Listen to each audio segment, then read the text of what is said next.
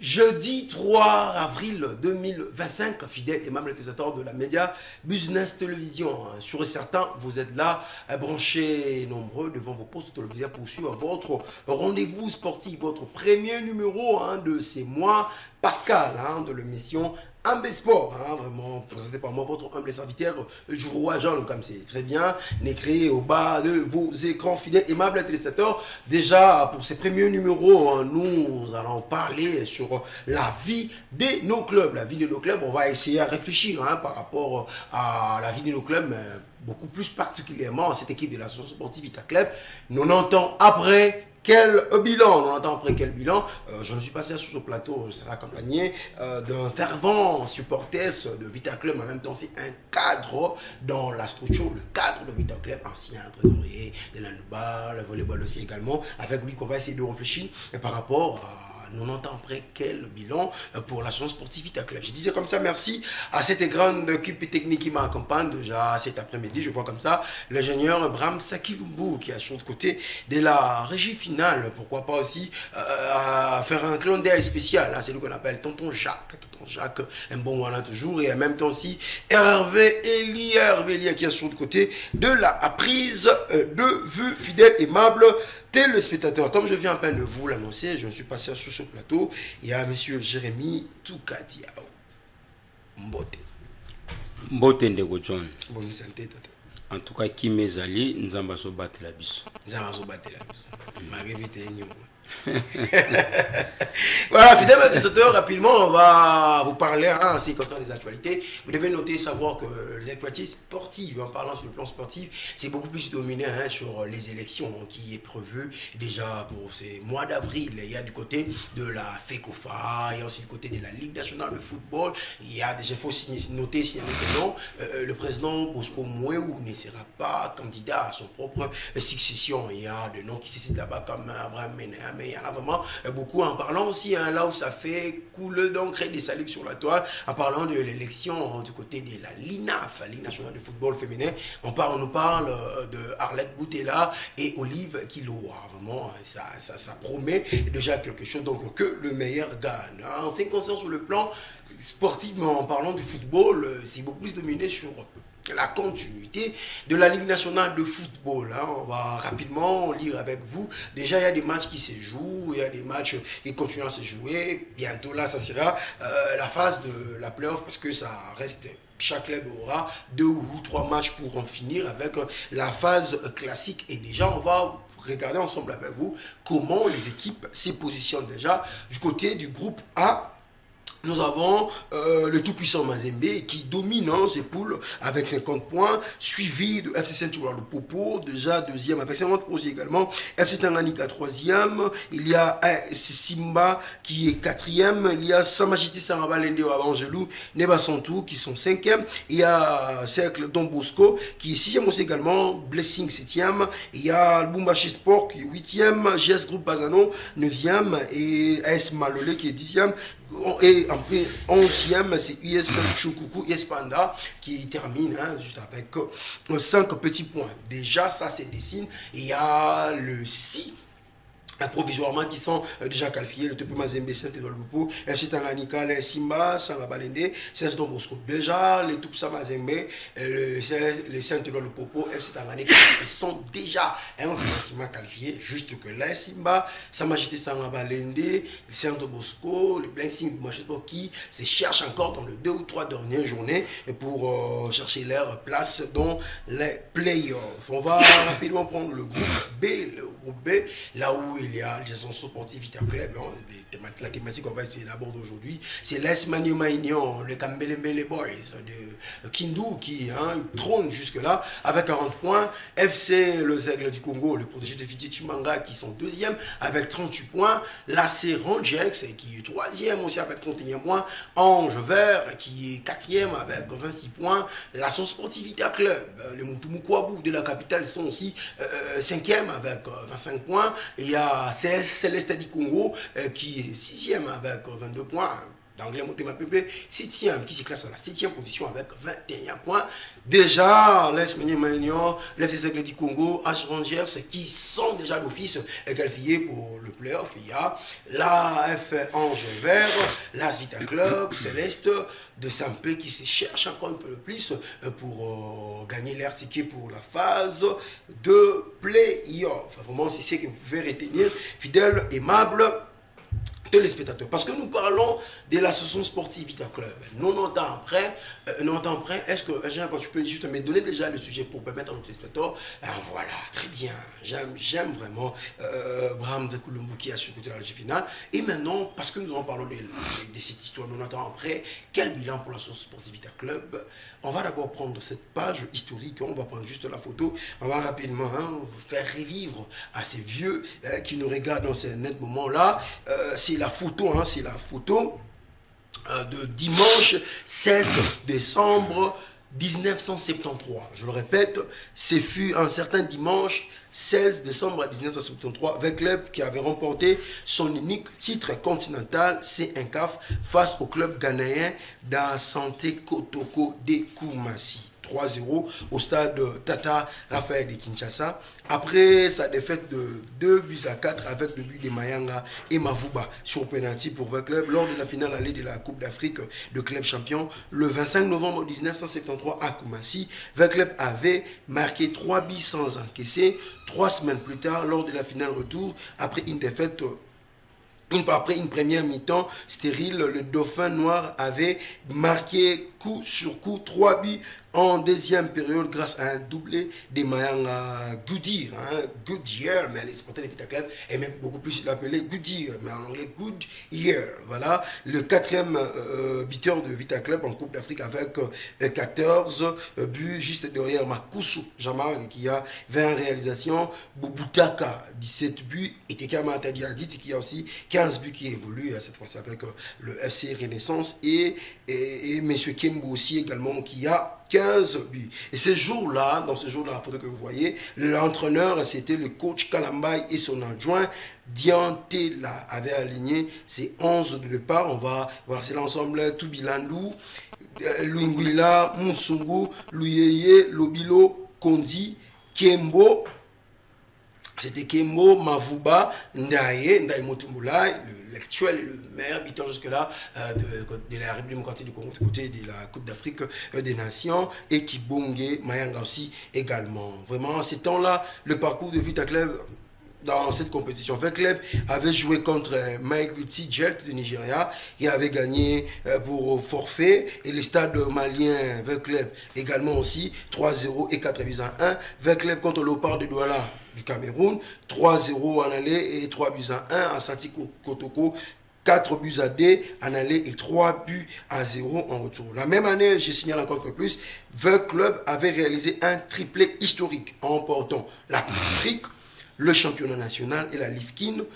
Avec cette génération, le club avait remporté le championnat national 4 fois successives. D'abord, le premier sacre national de son histoire en 1970, puis les 3 autres titres en 1971, en 1972 et en 1973. Cette génération avait aussi contribué au dernier sacre continental de l'Opar de la RDC en 1974 avec l'avant-centre de V Club, Ndaye Moulamba, qui avait aussi gagné 2 prix, meilleur buteur avec 9 buts, comme je viens à peine de le dire, et meilleur joueur de la compétition. Elle avait aussi permis au Léopard de jouer la première fois la Coupe du Monde avec un certain Jean Kembo, avant-centre de club qui fut le meilleur buteur congolais.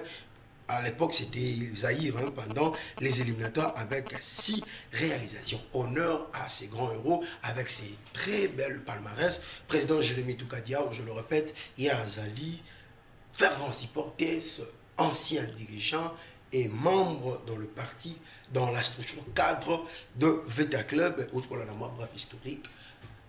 Baoné va les seuls bazui Coupe continentale au Vita Zalaranango. Baoné va réaliser un triplé historique au nom de Salama Souté, Coupe d'Afrique, championnat national, Ifkin Siriwana. Baoné peut avoir qui va coupe il y a des bosses sur le plan national à Vita Club en étant dirigeant, membre. Forte analyse par rapport à bref historique. génération dorée au Tokoloba et à Vita Club parce que tout le monde et ça une chair de poule tant sali historique wana komona na mbula nini avec le basala qui ba epopé wana ba gloire wana pe kotala lelo moderne avec club bazali vraiment na mai na miso nazotala kobanda na mbula wana kino lelo ceux qui veulent club a continuer qui na ba réalisation na ba exploit wana mais lelo veut club à cause peut-être na ba niveau ba alilal ya banani tout ça na ba trophée na ba nini comment on a fait club azali toujours ko partager ko rond-point ça fait trop mal na moi le fait club ko na niveau azali te ko tala na ba mbula on a déjà na ba 73 fait club azali na niveau na au moment même léopard tant fait club ya makasi léopard ya makasi et sunga qui même léopard ko ba mondial ko so ba titre dans la bande moko tali parcours wana donc ça parcours moko le même avec le basso manqué même léopard a manqué à donc c'est vraiment regrettable. C'est vraiment regrettable. Alors maintenant 90 ans après tout qui non moment la thématique va tout point par point na sali bref historique aux 8 chars de poule parce que Tali analyse n'engi vite bandaki déjà vraiment génération dorée RDC qui est même la coupe du monde avec aussi ces genres de joueurs bilan mini générateur global 90 ans après donc ça reste à Vita Club 10 ans pour que ça siècle moko Brahms Colombo Voko Kamakambo de ko Jérémy Toukadiao bilan est ligne nous pouvons juger cela positif ou négatif sur les allées positives pourquoi c'est négatif ou exprimé en gros bilan est largement négatif bilan est vraiment catastrophique 90 ans après avec club à ça que c'est comme on dirait club moko et salami il y a 2 ans ou 3 ans passés na komona d'abord il n'y a pas une organisation c'est de 20 clubs très bien manque d'organisation ça montre déjà que l'équipe moko oye eza ko luka ko banda kota le équipe sauter l'équipe le quoi ba Young Africa ba Simba Tanzanie oye botami à preuve club de le sotali le lengeni l'équipe on les a sectiré l'équipe on est vendu au moment que il n'y a pas match avec club l'équipe on est bandé côté ka ba joueur avec club ba joueur de Tanzanie préfère aller venir jouer na fait club na Congo mais les c'est les joueurs de fait club au bazo c'est pour la Coco kende ko beta na Tanzanie dans ce salle il y a une régression au niveau avec club sur le plan infrastructure là n'en parlons même pas il n'y a pas match avec club manque même si il y a s'entraîner avec club ça même le siga pour s'entraîner avec club ou les clubs au Minisport à ça même matin les siga qui s'entraîner tous les disciplines avec club sont dans la rue dans le bazawan pour un club sérieux à 90 ans je crois qu'au sang même infrastructure la question reste à poser donc on a vu que le bilan est vraiment largement négatif c'est catastrophique mais parlons parce que il faut quelqu'un moins infrastructure 90 ans après c'est catastrophique ça largement négatif Blani Malam Malobando il y a président Jérémy Toukadiao et maintenant l'autre fois nous avons moi quand même centre Vita Club qui monde attendant terrain mais au moins centre zali wana l'autre fois kaka côté à Sayo awa Vita Club va tonga terrain wana tout ça quand même ils avaient bon centre d'abord avec club autocollo ba compartiment avec club azanango tozana lupango ya Kingabwa oyo fait Pierrot Atikela biso pe à son âme tozana terrain oya centre à Kimbondo oyo mon général a mis Kumba di tango fort n'a fait pas Kazadi ba pesa ki biso nzamba pambola bango donc les lots qui vite azana biloko mi balewana ils grâce à bande quoi grâce à général a mis tango fort au le vite en centre puis fait papa Kazadi mais biloko na mi balezo sifirté na ba mbula au fait club a sali biloko na mi balé ezo sifirté les lots qui na centre ngo mona ils a sous centre été et comment nini bazo louer c'est ba chambre na ba 20-30 $. Donc ba comment ko louer c'est ngo na époque général to moni ba match ando betama ba joueur bazo za la internet vous sentez que y a un moment qui va résultat fait club ça qui dans 2014 2018 comme on a final pour il y avait du sérieux. Il y avait du sérieux à l'époque en général la mise pour centre d'aller que fonctionner. À chaque fois toujours longue toi qui était là vite bête manche entraînement vous sentez que performance équipe ezalaki équipe comment dit que na niveau moko boy. Mais après départ en général la mise donc centre ezalaki abandonné na comité Bessin na comité Amadou n'en parle même pas, bah louer ça même bien comme banda kuya batu synthétique ou balongola ba teka donc il n'y a rien dans ce que kuna oye ba teke centre fit yango donc et ça lokola bilanga ce qui a mbala ce qui a nine bon c'est un peu ça. Mais maintenant parce que Zara a vite à club quand fa de l'homme OK maintenant que Louis wana ils allaient avantage à club to avantage à individu ba tout monde ba ko zo wana to zo sumara monsieur qui peut son marata ba mai comme ça et ça avantage à club T. OK pour ba louer ça ba to wana donc misolana sur bité nana louer ça ba on peut kenda na kesni mi ko legi ton mo ba investigation salama ki wana et mona ba louer ça ba to d'une manière illégale. Pourtant au président Madoya qui biso ba sectionnaire to senga qui ba réhabiliter centre one a bisa ki biso que non na ba projet o yaza na on avec club ko réhabiliter centre za no ba projet mi ke donc akosala makamba minene o ke zaki na mo mensonge ki makamba lokuta comment vous êtes incapable de réhabiliter centre au sala makamba minene yango une année passée to ke na deuxième année et le komoko et salami pété nangam na yewan. Voilà, nangam na yewan, fidèlement à tous les téléspectateurs, ils sont nombreux, hein, deko Abraham Skulumbu, pesa psoka photo, to sali collage wana, ils sont nombreux. Vita Club depuis sa création jusqu'aujourd'hui, bali nombreux, hein, jusqu'à l'année de 1935 comme ça, jusqu'aujourd'hui bah président bah les na Vita Club est belé, mais quand même aujourd'hui moi tant ya ko tanga ta moi bah président bah quelques décennies. Nous avons eu le mal et reçoit photo il y a président Piro et la photo du président Mboleza. Mais là-bas, vous voyez, il y a le président Diomi Ndongala, il y a le général Messi du combattant fort, Pele Mongo, il y a Bestin Kazadi, papa Tichichi Kazadi aussi également, le père hein, de Bestin Kazadi. Et on a aussi Amadou Oudiabi. Na tourné dans la Mounayo, président Jérémy Toukadiao. Mais quel abus analyse nos alliés supporters à Vita Akala.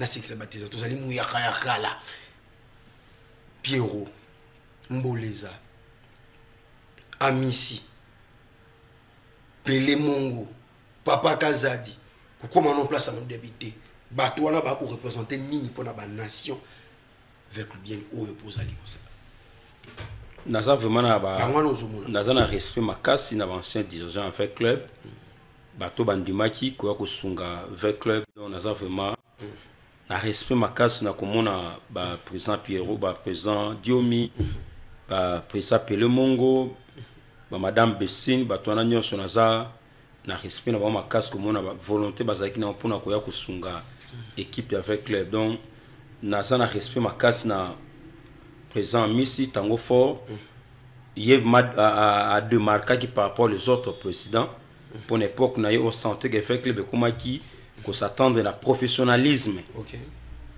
Na professionnalisme ba joueur ba qui véhiculé, ba joueur ba qui payé, ba joueur ba qui na niveau moko vous sentez, il n'avait rien envié ailleurs.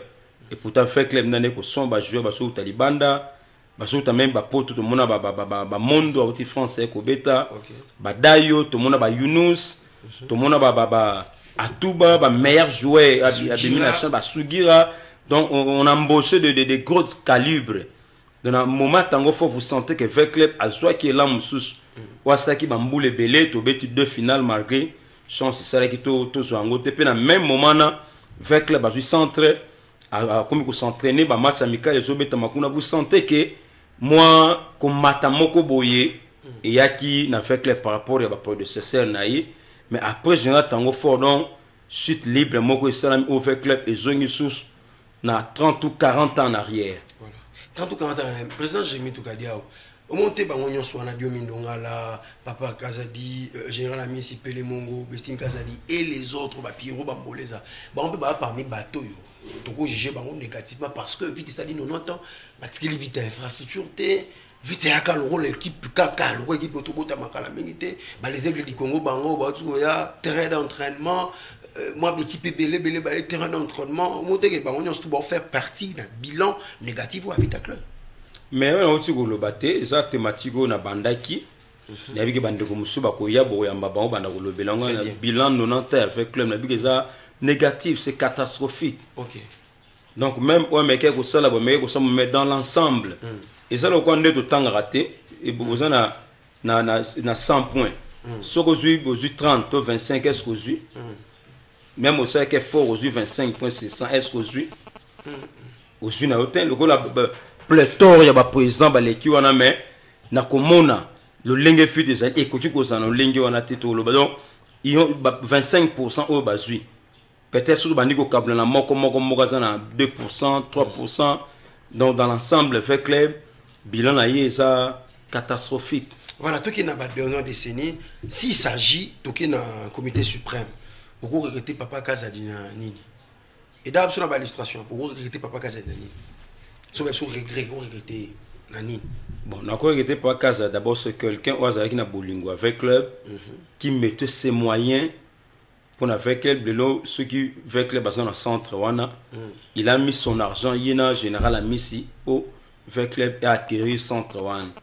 Puis a contribué mingi na ba cha ba jouer tout le monde ba Romari Goro Gombo tout le monde ba Kaza a contribué mingi na kosomba ba élément avec club na asama comme ben avec club peut-être ba quoi le lobby ba bien ngoté donc ça vraiment ba respect belé na Papa Kaza de tant qu'ancien président et à conseil suprême paix à son âme. Et maintenant en parlant de Pelé Mongo regret on regretter nini il fallait Pelé Kaza à salarié le Mongo le regret ni bon, président Pelé, pour moi, c'est un révolutionnaire.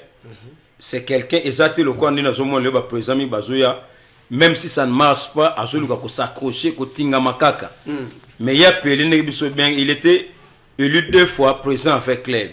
Mais ce que c'est que président,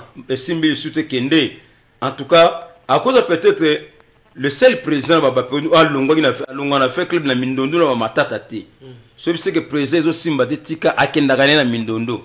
Yango de matin tout ça na mina semble to de situation madame Bessine. Alobaga yango abi marathon bolobananga bobenga nanga Pelé Mongo kende bozo fuyanga na muyibi na tia ngai. Mais pourquoi les autres bazana courage yona ya ko tika tenir d'actuel président Madou. Rien ne marche, on sait le monter mais il s'accroche toujours à une équipe. Donc vu à 5 6 matchs on sait le côté mais azotinga ma bilan na yeza nango largement négatif. Mais il s'accroche toujours à une équipe. Alors, Pierrot, regret ni nous regret à Pierrot Momboul, dans moment où qui mal compris dans certains supporters avec club, dans certains anciens cadres avec club. Vous savez, ne pas dire que nous sommes l'équipe, fuite à nous devons équipe ya bana mbong. Mbong vous allez kokota, mais il n'y a pas une vision, il y a développement avec club. Okay. C'est comme un papa na maman na bana ndako papa na suka zumu fuku mbongo zui yika saka fufu saka loso saka don a makamu sote développement qui paraté que na kokola lobby fona somba ta terrain na tungela bana dans suka zumbongo na ye priorité donc bana balia ba vieux mabum mais en attendant ça locataire lobby a commis à 75 ans on lui chasse à sa incapacité à se ou à l'été. Donc il y a déjà mingi baleki na avec les mais pour na Pierrot Momboul tant on vit dans ce couple il y a lycée que de benga il y a lycée que na Vodacom na challenge Vodacom il y a Vodacom Pelé Mongo ayaki azuma quand ce que vite à scène sikati donc le sur ça la Pierrot Momboul sur ça quand même le fier qui est que réunion le panga tata na limité c'est grâce à Pierrot Momboul. OK Pierrot ezana bateau après ça Pierrot Momboul basakina basoki misolo kolega Pierrot Momboul mais basakina makansona te. Moi dis mieux Pierrot Momboul a somba ki lupangu et le la fierté a fait clair. C'est quelqu'un oyo a kotikala kana ba anali a fait clair pour elembona ezali a solo ko la ba présent misi a kotikala pour elembona centre ezali mais les autres les lobiso ba kenon ba ça effacer totalement pour ba na bilemboté. Ba na bilemboté vous regretterez aussi Mboleza. Mboleza il est toujours là, il a toujours une équipe, il a membre du conseil suprême. Par rapport à sa gestion. Donc c'est quelqu'un qui a aidé aussi avec club dans un moment difficile on a Bazalaki commerçant mais il soutenait l'équipe le loyo et le banangoye moko soka koya c'est grâce avec club de bagna copier ba kenkeleri na ye. C'est quelqu'un aussi qui a aidé avec club pas qu'on continue que aidé avec club pour un but il est toujours na kati nzungu azana conseil suprême. Voilà. Alors, le général a mis combat tango fort. Général Amis Kumba dit tango fort.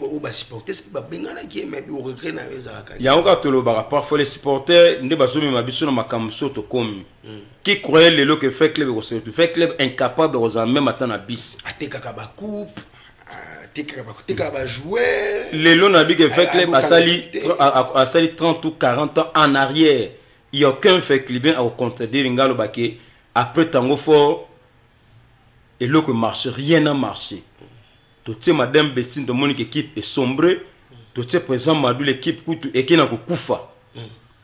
Donc bar autant fort à ça qui kino lelo et ça na mutumona donc ce luka muto quoi que ça bar ya tango fort ou bien faire plus que tango fort. Voilà. Donc ça le la tango fort be ko sala ko leka tango fort. Pour un moment tango fort le joueur était véhiculé. Dans moment tango fort il n'y avait pas de impayement. Dans moment tango fort le joueur nous a bien logé. Dans le moment où on n'achetait pas de joueurs, de moindres joueurs. Les lots vite en a joueurs, il y a 3000, 2000, on a 10 mensualités. 200, 300, 100, on a joueurs comme Tombo. On n'a pas vécu de telles histoires dans la période de Tango Fort. Voilà. Alors, avec Mme Bestine Kazadi, moi, je le répète chez nos téléspectateurs, président Jomi Toukadiao, c'était parmi des supporters Oyoyo, cadre Oyoyo. On a averti Batounan déjà pour la gestion. Il y a Bestine Kazadi. C'était parmi les rares personnes. Autant où oui, la Bestine, il y a un euroloba, non. Il a même des matchs où il a prophétisé. Il a vite allé qui la Coupe d'Afrique. C'est comme l'eau, il a 300 $. Et on fait des comptes, tu vois qui commande. Mais quand même, parce que tout c'est la même bilan. Bon, moi, je regrette qu'à terme, que ce soit aux alliés, ça peut être pour les qui n'habitent. Moi, si elle est la présidente à Vita Club, quand même, moi, porte mon père, moi, touche mon père, et moi, si le rang possible, parce qu'elle avec club. Bon, tout ça, il y a 5 ans, tant que tu as qui est, dans le mois de juillet, papa connaît Nyembi, tu as dit c'est le cas que maman de Bazarananda, que tu as maman sera plus na mawayaba ndenge toyoka ke par rapport à papa. On s'attendait à ça la mieux par rapport à prédécesseur na Tango Fort.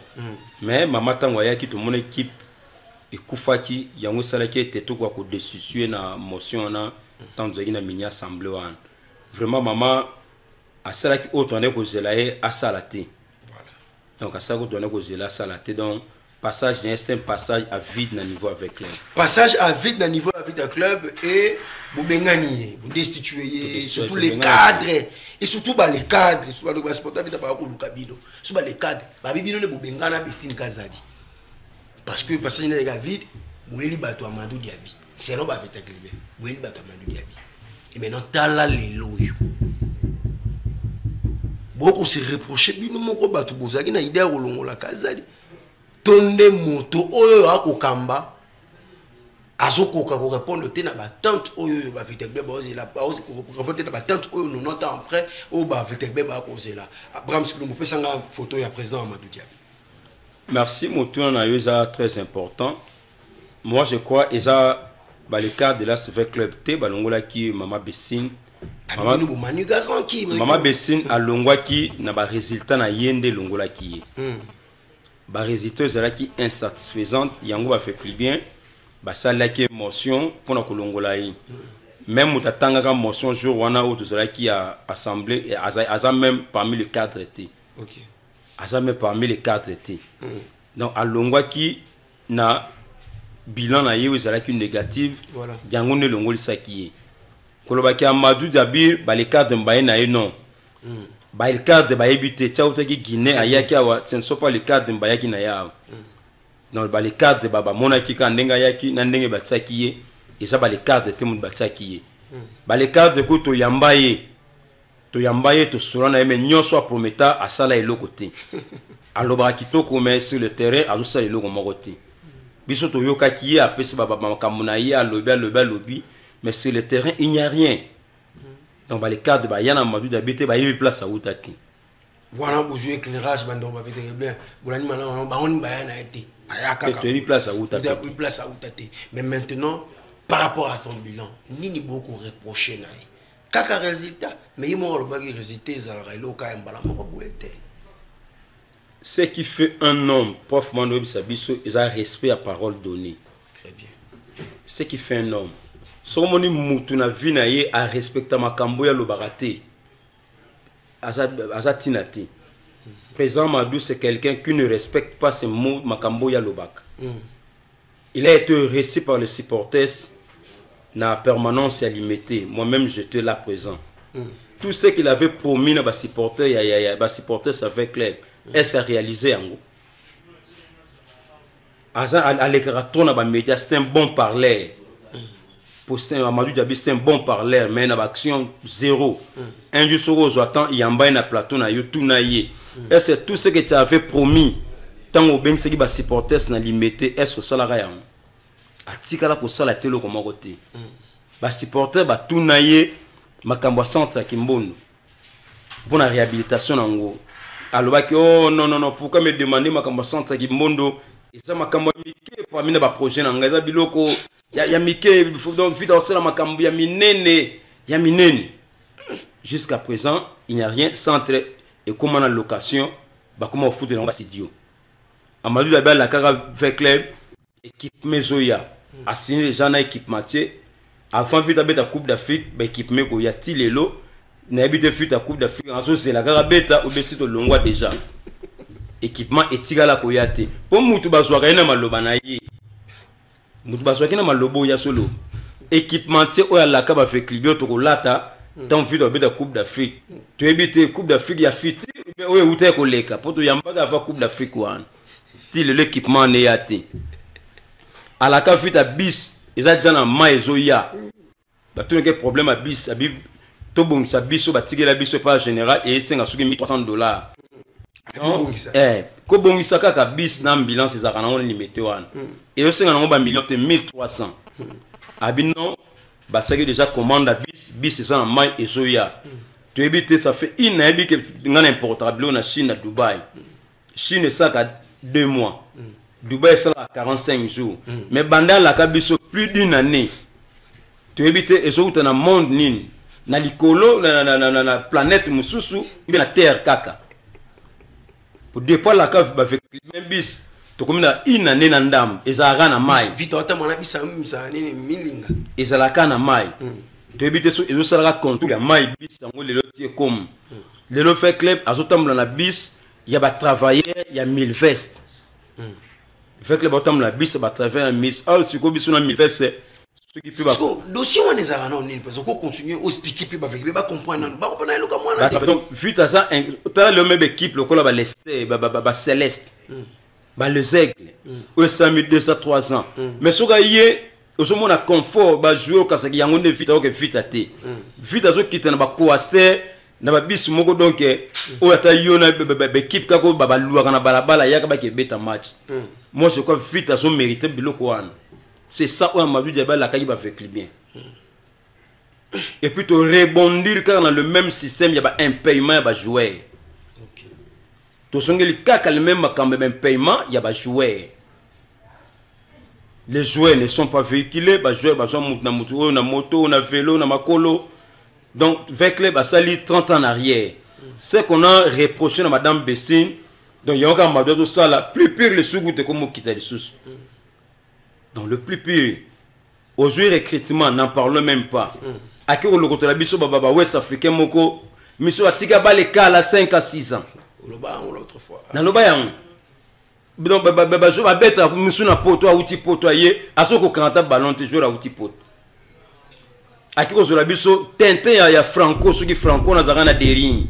Franco na aboma dering. OK.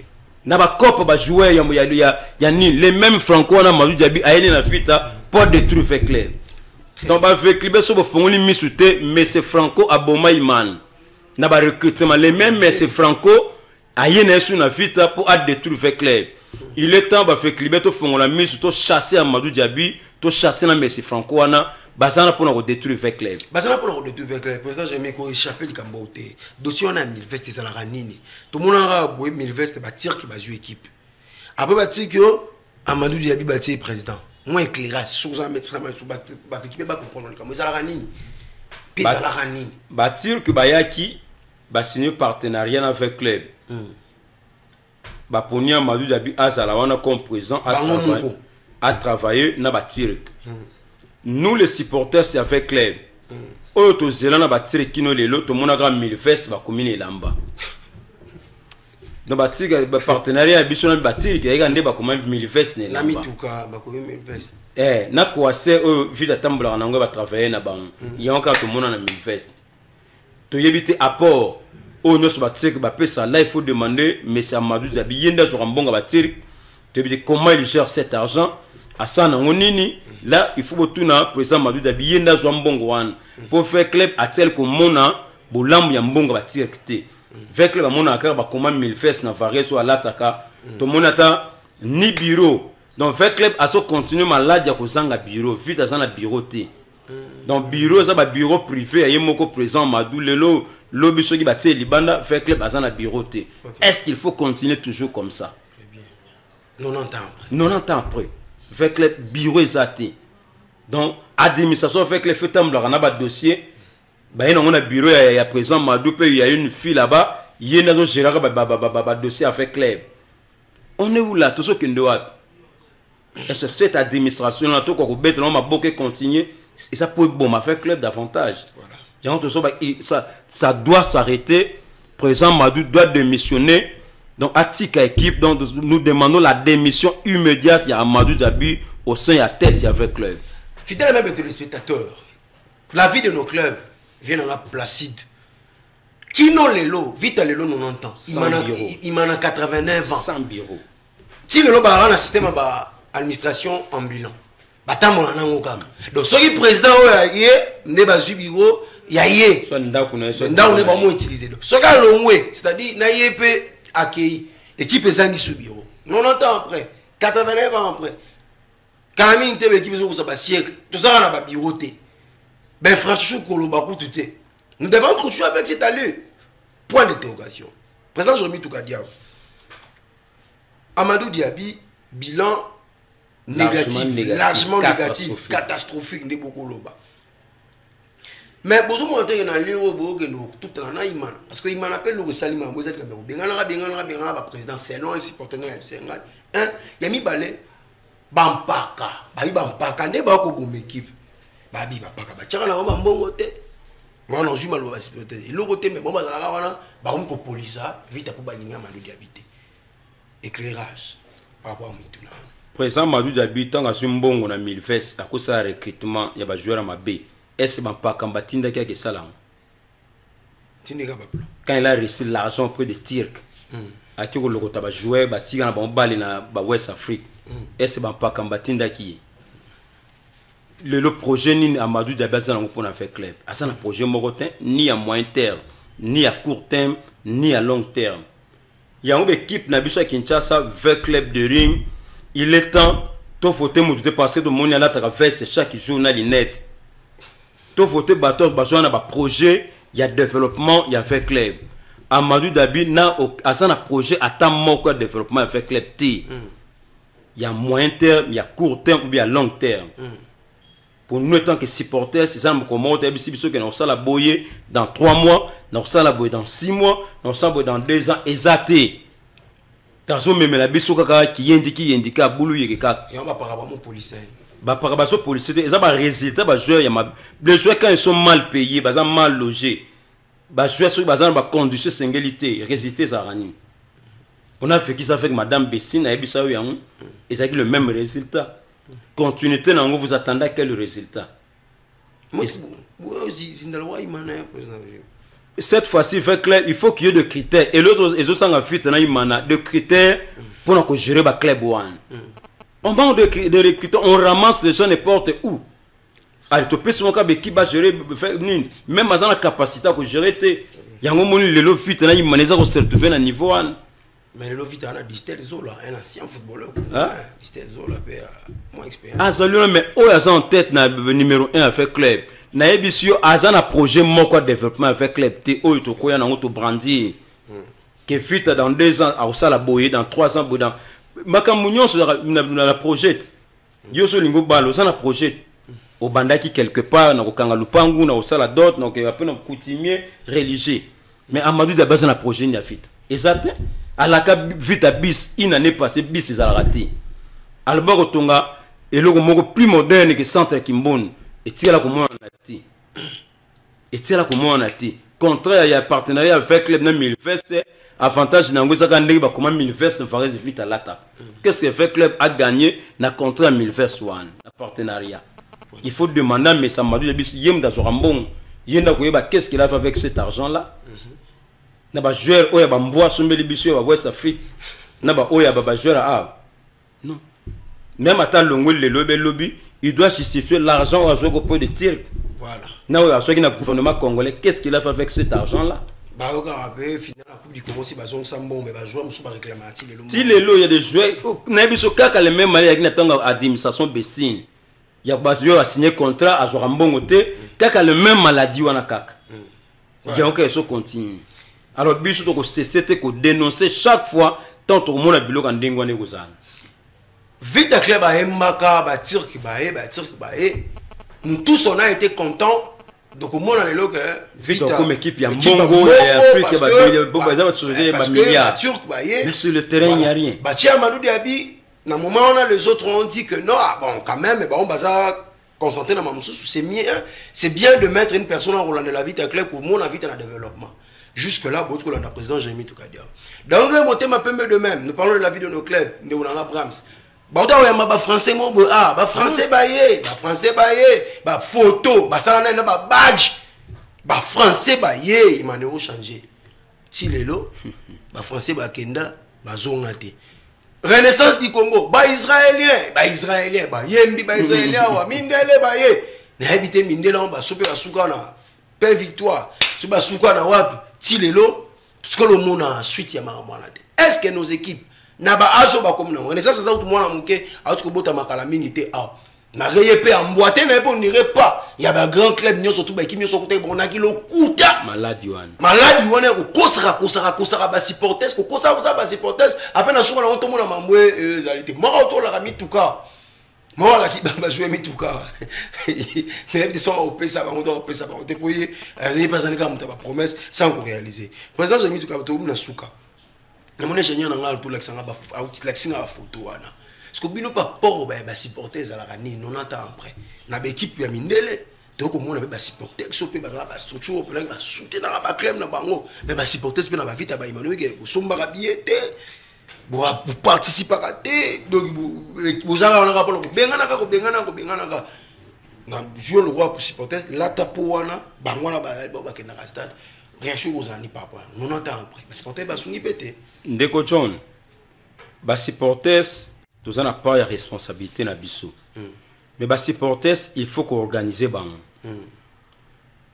tout monde qui tant avec club a signé partenariat na Robank ngai moko to mobiliser batu ba fongola ba compte na Robank ba compte fongama batu ba koma ko tsambongo na Robank avec club azo bénéficier ba pourcentage mabe ezo na ba kambine na bi ke ba sa na vision moko te malunga asi concerne ba développement ba club na biso. Vous croyez que des milliers de supporters sur avec club des milliers de supporters de ring azana de plus que $1 s'il y a du sérieux problème à sérieux moule le qui na administration besi na bisa koni tant batiko personne $1 que c'est escroquerie si la ka yoga rapport de Julius Selumba akima na mbongo ya ba supporter a sokat o batia balela basoda contre ndia mbongo na te le ko pesa le yebana te pour comment avec club bosaki asbel batiko zo sous asbel moko un individu bataka mbongo na nini na compte na ye. On a appelé ça de l'escroquerie. Après, effectivement, avec raison, vous avez une raison, on nous a escroqué de l'argent. Manque à sérieux. Net Siko, Amadou Diaby de Poyak, il y a quelle organisation il y a des supporters, il faut canaliser, il faut soutenir les supporters. Section foot, ils ont raté. D'abord, l'organisation des supporters, ils ont géré un président des supporters. À la Kaki Bisso qui a un président qui nous a une année passée et tient la maté. Donc, on fait club, à une organisation moka ba supporter sti. Biso to yamba président Amadou Dabina c'était na biso le cadre de fait club. To yebisa ye, nous on cotise. To cotise ba mbongo na biso ba $20 chaque mois ba mbongo nini. To kenda ko sunga parfois les autres disciplines qui souffrent. Équipe le quoi fait club, les équipes au Minisport, mais les lots va voler, bah handball ne joue plus. Coupe du Congo, Betamiga na Kisasa, handball a vite à voler betité. Pour moyen zate, vous trouvez ça normal?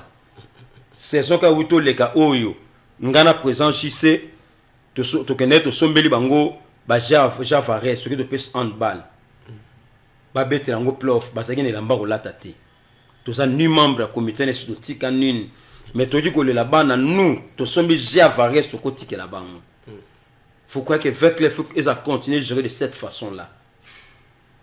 Non, bandeko. Voilà. Donc, ceux qui te l'obaka, te l'obaka parce que nous avons plaisir à l'oba. Te l'obaka pour nous avons posé un changement. Tant que nous avons présent, nous avons une vision à changement, il est là pour ses propres intérêts. Nous allons crier haut et fort. Voilà. Pour faire cliver Bayoka. Pour nous étions déjà avertis. Voilà. Alors, président Jérémy, parce que nous sommes arrivés à la fin, 90 ans après, que faut-il faire maintenant pour la Marambo et Kozel? Pour sauver Vita Club dans Likambo et pour jouer quoi. Calamité siècle mort. Et donc ça va faire club va vendre autour d'une table va raisonner. Qu'est-ce qu'il faut faire pour na Bamboula ou Etikali?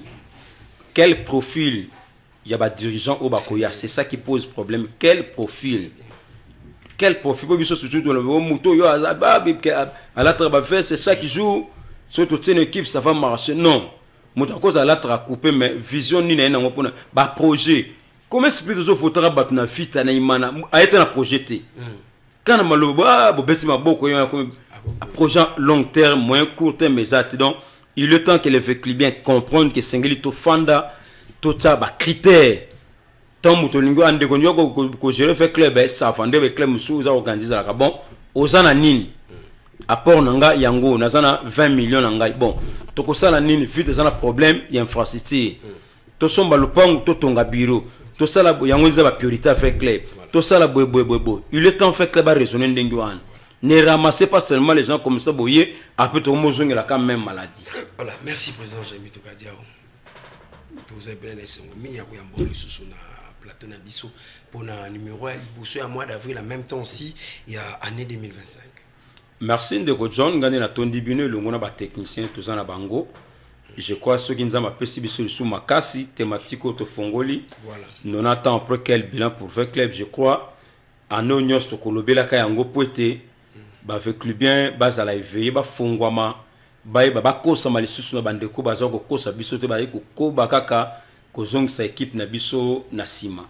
Voilà, merci président Jérémy Toukadiao, je le répète, c'est un fervent supporter de Vita Club, ancien dirigeant, ancien trésorier de l'handball Vita Club, volleyball aussi également, membre dans la structure, le cadre de Vita Club, hein, vraiment, Jérémy Toukadiao, où il a été notre invité pour cette journée. Moi, votre homme serviteur Djuro à John, j'ai toujours eu c'est plaisir de vous tenir compagnie. On va se retrouver avec vous déjà le jeudi prochain avec le même plaisir si Dieu nous prête vie. Au revoir.